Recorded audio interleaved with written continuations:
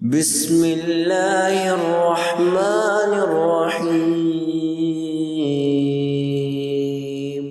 نافع مولا ابن عمر کہتے ہیں، ہم نے دیکھا ابن عمر نے 7 دفعہ بیت اللہ کا طواف کیا اور پھر ہلکی پھلکی 2 رکعت نماز ادا کی۔ ان سے قریش کے ایک شخص نے کہا، آپ نے کتنی جلدی طواف کر لیا اور پھر تیزی سے 2 رکعت نماز بھی ادا کر لی۔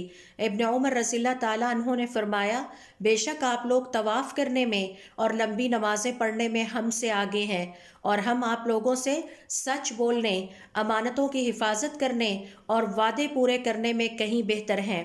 خیانت کی ایک شکل یہ بھی ہے کہ مسلمان اپنے اعضاء اور حواس کو اللہ رب العزت کی نافرمانی سے نہ بچائے۔ زبان اللہ تعالیٰ کی امانت ہے۔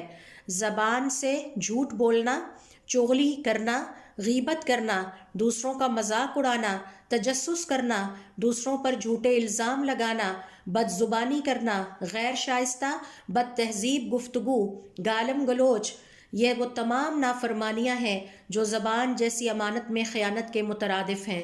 امانت کا تقاضا یہ ہے کہ زبان کو اللہ تعالیٰ کے ذکر، قرآن کریم کی تلاوت، امر بالمعروف نہی عن المنکر، اچھی شائستہ گفتگو پر لگایا جائے تاکہ اللہ تعالیٰ کی امانت میں خیانت سے بچا جائے۔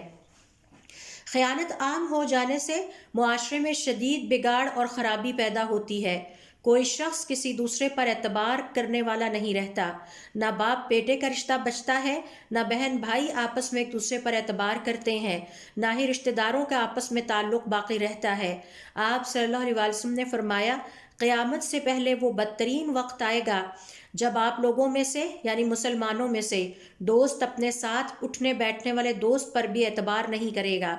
ایک صحابی نے پوچھا، اے اللہ کے رسول، ہمیں نصیحت کریں، جب وہ زمانہ آ جائے کہ خیانت عام ہو جائے تو ہم اس وقت کیا کریں؟